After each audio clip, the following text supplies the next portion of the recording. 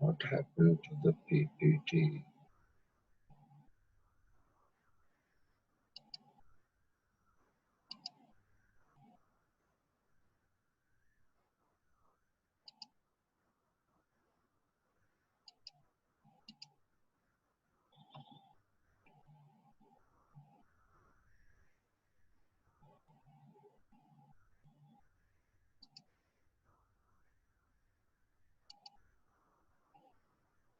Where has that?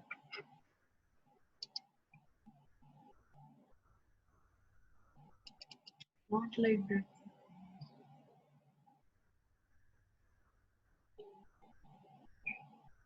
Now say, now do slideshow.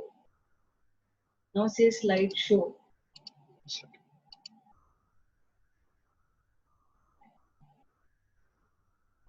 Launch the slideshow.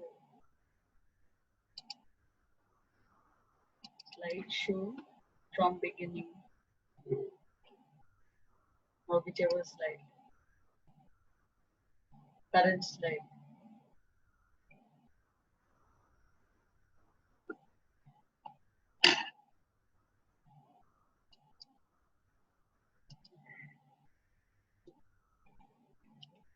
Can you see the slides?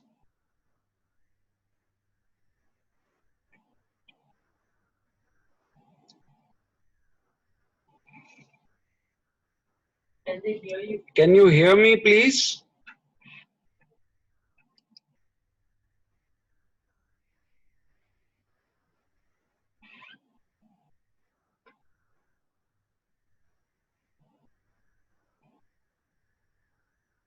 Can anyone hear me?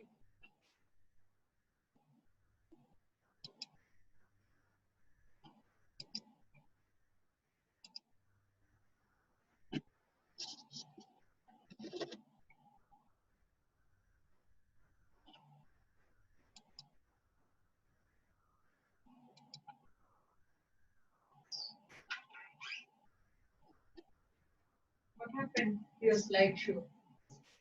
When did you remove it again? If that thing, nobody is able to hear me. There's nothing wrong with the. You must not have your this thing on, Satish.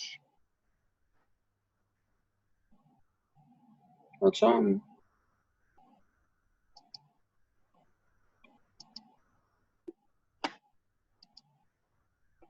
See, if this comes, then I have no control over anything. Put this.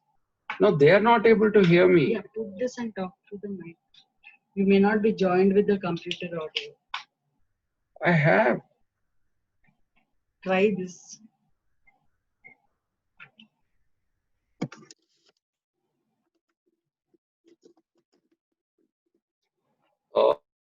Can you hear me, please?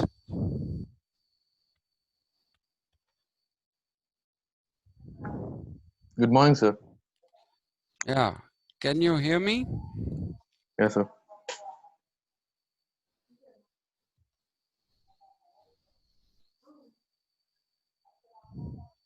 No, they can hear me now. Now we can see, sir. And can you hear me? Yes, sir.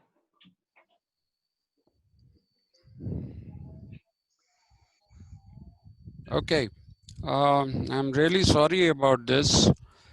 I don't know, this computer troubles me every day. I had a lecture till 11:40 with Jamia Millia, and that was on a different software. So coming back to this software, the settings have kind of disappeared. So now I'm having to use this horrible thing, which I'm not very fond of. Anyway, it makes me look like I'm in a call center. Yeah. Right. This is what we were talking about yesterday, and I told you that State is something, very briefly, I'm going to recapitulate this. State is something, the time is almost up actually. um, State, 10 minutes more. hmm? We have 10 minutes more, sir. Yeah. So the state is something that doesn't exist in ancient India. We'll discuss that in detail. And I told you there is more to Indian philosophy than just dharma and danda. Though they are important, they are not the end all and be all. And sources of Indian thought, I told you, are usually the Vedas, the Upanishads, the Itihasas, the Puranas, the Sthala Puranas, the Brahmanas, not to be confused with the Brahmin caste, and various other uh, sources, Mimamsas. Okay, we will go to them when the time comes. I'd like to try and finish off the discussion of this so that tomorrow we can move into um, the actual teaching instead of wasting so many days over the syllabus itself. Well, the second unit basically says that we have to study Manu, Kautilya, and Buddha. See, this is not a thinker-wise kind of a phenomenon. It isn't a thinker-wise phenomenon, and unfortunately for us, it so happens whoever makes the syllabus makes it like this, and even the chronology is wrong. Manu is okay on the top. After that, it should be Buddha, and Kautilya comes much later. So it's not Manu, Kautilya, Buddha. It's Manu, Buddha, and Kautilya. And Kautilya is hardly a philosopher. Okay. Now, if you look at Manu, Manu is not the name of a person. Okay. Manu is a generic name, a generic term that has been used to describe a lawgiver. Okay, and very often people think there is only one Manu and that this Manu is a Brahman. The reality is otherwise. If you look at ancient Indian philosophy, you will see that it believes in a certain kind of creationism, and this creationism basically starts with the creation of the Brahmanda or the Brahman, which is the universe. And the universe itself is it's not a non-living thing like the Westerners believe it to be. As far as the Indians are concerned, it's a living universe. Even grains of sand have soul in them. And so everything about the universe is life. There's nothing in the universe which is not life. So that is one thing that you need to remember. And ancient Indians believed that at the beginning of the creation, it looks at 4 yugas: the Krita Yuga, the Treta Yuga, the Dwapara Yuga and the Kali Yuga.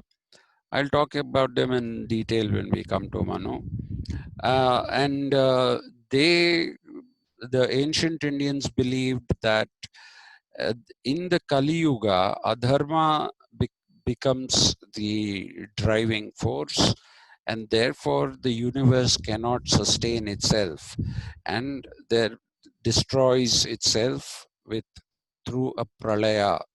That is what is the term employed for that.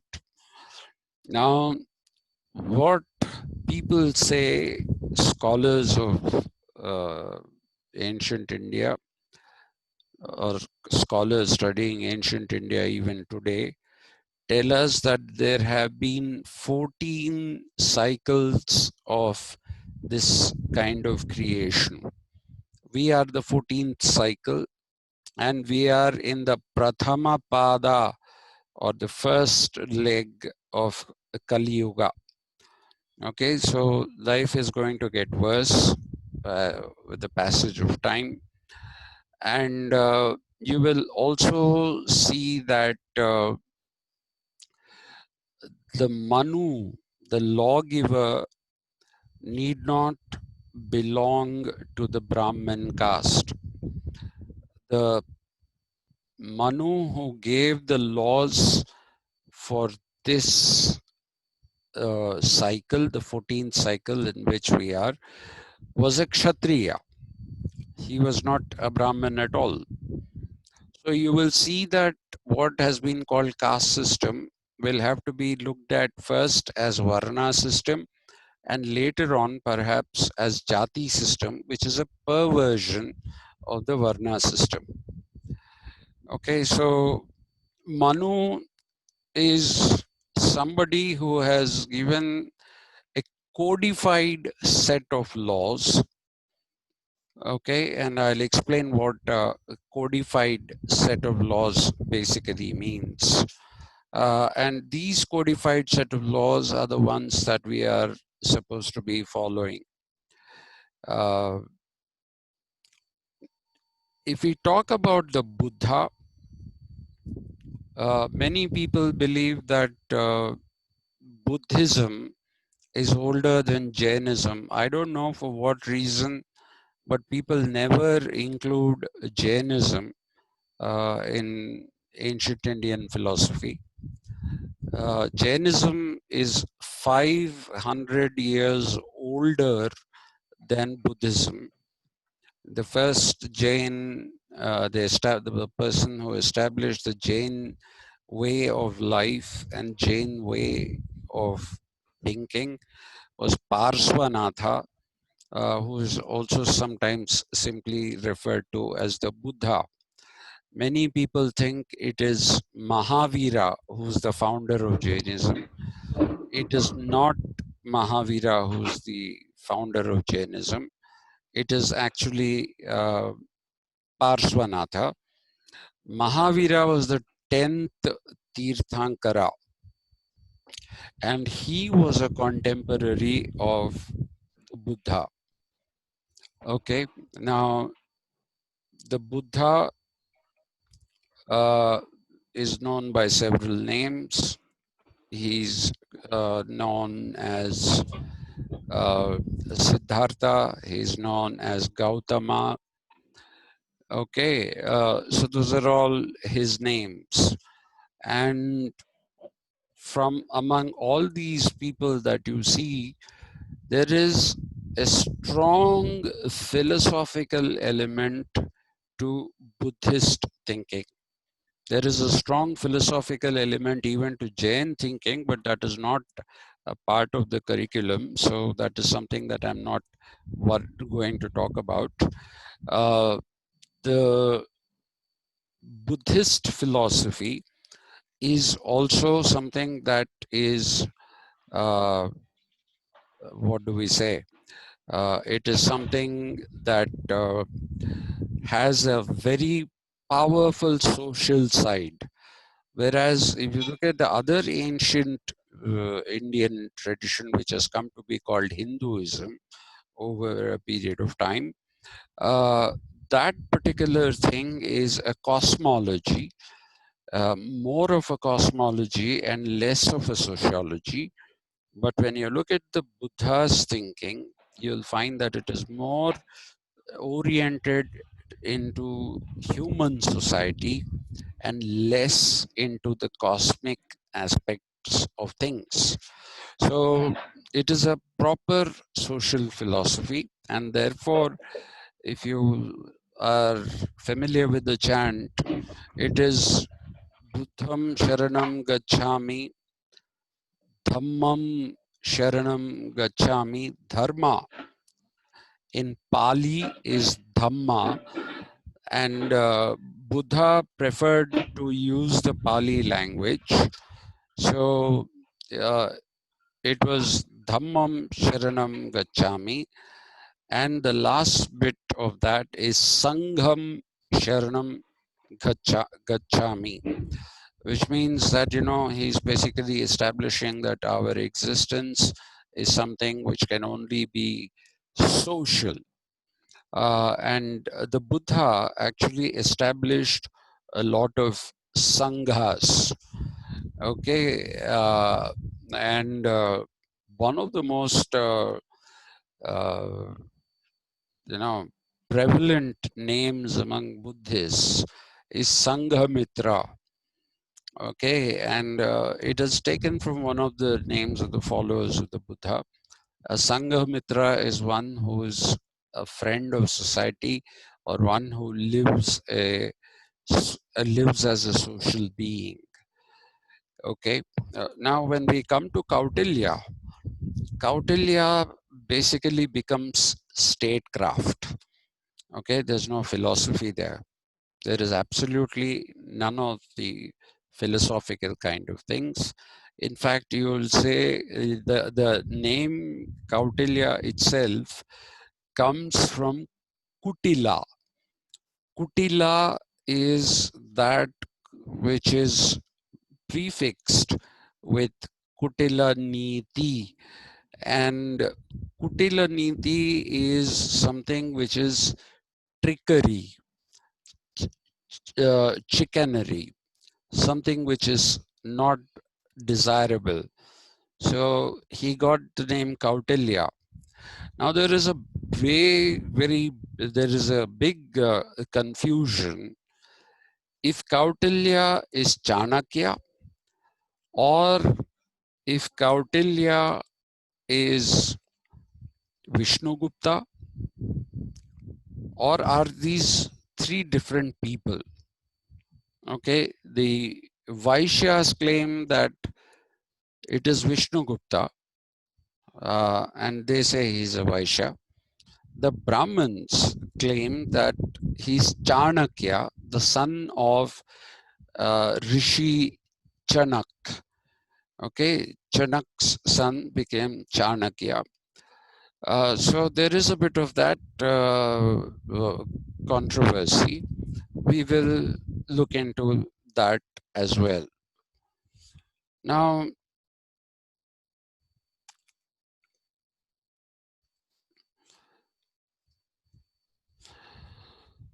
this is perhaps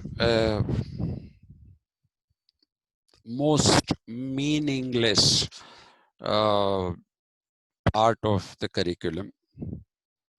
Tiruvalluvar, okay, is a Vaishnavite icon, and Tiruvalluvar was a reformer within Vaishnavism, not as a social reformer. And if you look at Kabir, Kabir Das, as he's also called sometimes, you find that Kabir is somebody who's supposed to be born a Muslim. Some people say his mother was Hindu. But whatever it is, Kabir wrote in the Devanagari script. He did not write in the Urdu script. And he wrote the Dohas, which are two-liners. Dohas are two-liners. And through these two-liners, Kabir basically tried to inculcate a sense of a moral community among people. So the basis of Kabir's thinking is morality. Some people argue that there is an element of the Bhakti movement in him. Some people argue that there is an element of the Sufi movement in him. We shall, of course, examine those when we start studying Kabir. And now you have this Vemana, okay, Yogi Vemana. When we went to school, I only did Telugu as a second language, which means that we studied what was taught to the first language students in class 5.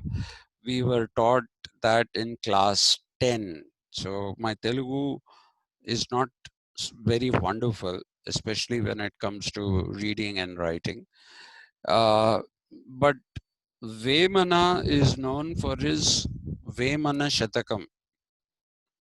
Things like Uppu Kappu Rambu Nokkapoli Kanundu, Purushulandu Punya Purushulu Vereya, and then all his things end with Vishwadhabirama Vinuravema.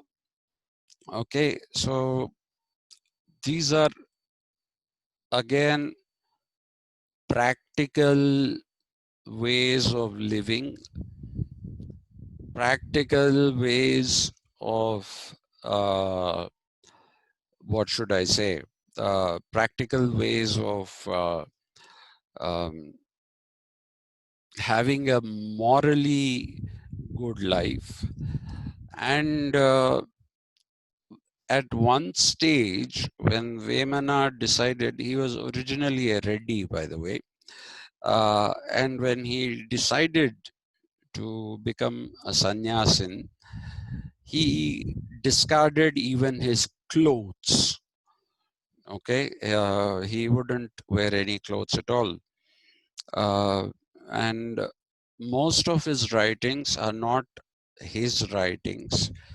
He had disciples, and he used to read these. He used to come up with these four-liners, and they sat and wrote them down.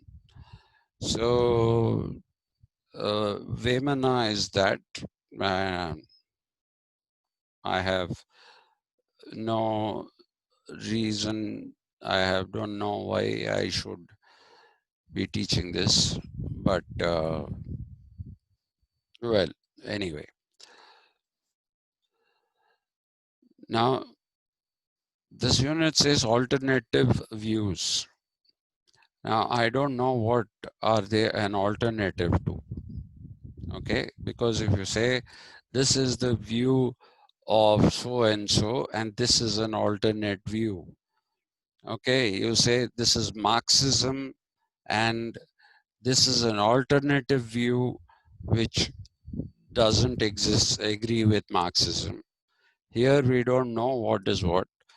Basava was a Brahmin by birth, and Basava was also somebody who believed in the what should we say, in the equality of people. He did not believe in the caste system. He is basically credited with having started the Jangama system, which people have conveniently converted into a caste again. The Jangama system was some kind of a sannyasi tradition. Now, if you look at the Bhakti movement has two sides to it. One is the Vaishnavite Bhakti movement, which is the one which is more well known, and the head of that Bhakti movement is Ramanujacharya, and the followers of Ramanujacharya, they are basically called Alvars. And today the Tirupati temple, Tirumala temple, for example, is run by the Alvars, and so they have the Jiyar. The Jiyar is the head. We also have the Tridanda Chinna Jiyar here.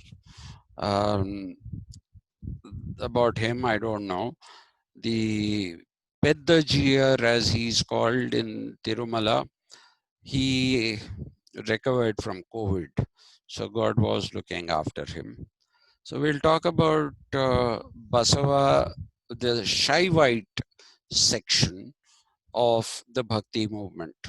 And unlike the Alvars, who were many, in the Basava tradition, there are only 64 people, and all of them are basically supposed to be his followers. He set up this thing called Anubhava Mantapa, and that is where people shared their experiences, and they wore what he called the Ishtalinga. So you wore a garland-like thing made out of the Rudraksha, and at the bottom, or rather like a pendant, you have the Shivalinga. That was called the Ishtalinga. But today's Jangama people wear the Shivalinga on a sacred thread, the way Brahmins wear them. Ziauddin Barani, we must be the only university studying him. He can, if his teachings go out into the public, then they can be communal riots. He believed in massacring Brahmins. He believed in massacring Hindus. Okay, and he wanted India to become an Islamic nation. For what reason he's here is something that I do not know. Pandita Ramabai is again a small-time social reformer, not particularly known for anything great, but she's in the syllabus. We'll have to look at some of her deeds rather than ideas. There might have been some kind of an idea, but it is ultimately the deed. So that is as far as the unit 4 is concerned. Now here you have Bhakti philosophy. From among the various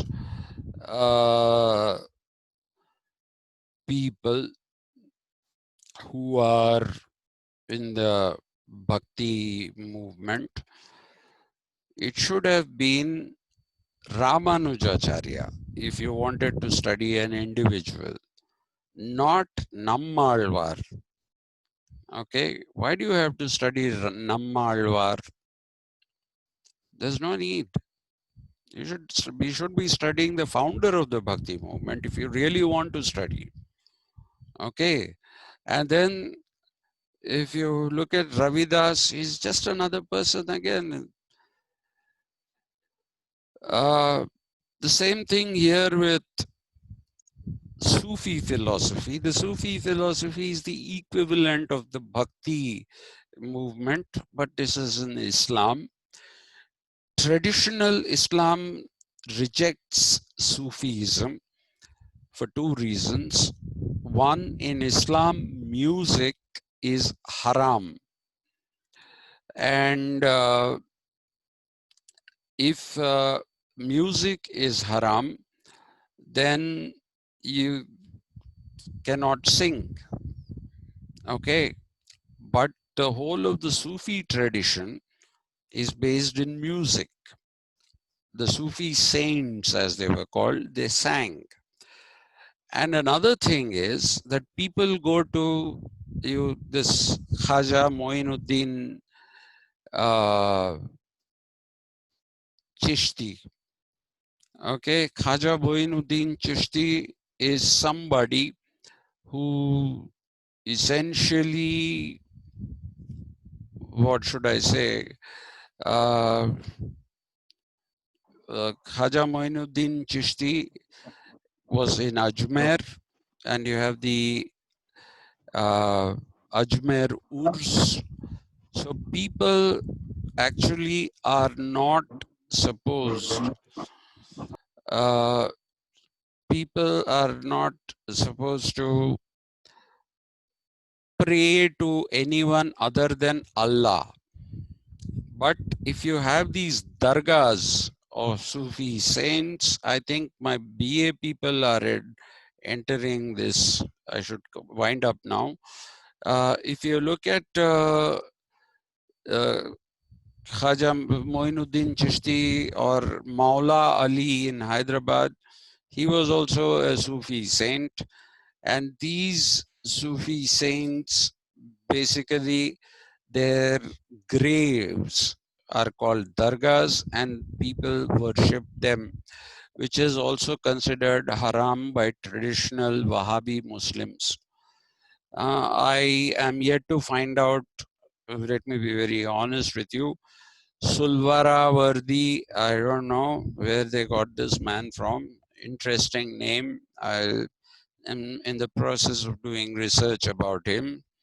At least if they had put Amir Khusro, he was one of the founders of the freedom movement and the Sufi movement. It would have made sense. But anyway, so it so happens that we have to deal with this Sulvara character for whatever reasons, and we will deal with him. And here comes the most interesting part, which is this, the bibliography.